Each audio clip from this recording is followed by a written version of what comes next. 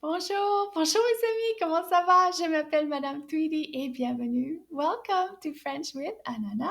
It's the Ananas qui dit bonjour.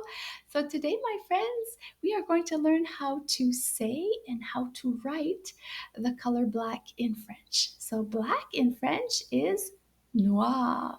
Can you say that? Noir. So it's spelled N-O-I-R, noir. So if you're a subject, if what you're talking about is a feminine word like araignée, so we say une araignée, then we are going to require an extra e at the end.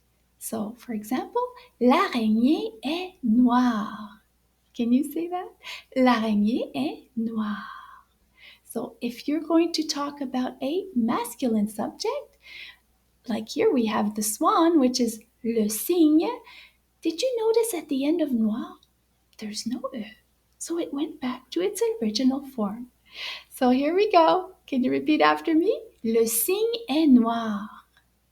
Le cygne est noir. There, not so complicated, Anna? Not at all. Alors les amis, we'll see you in the next video. À la prochaine. À la prochaine.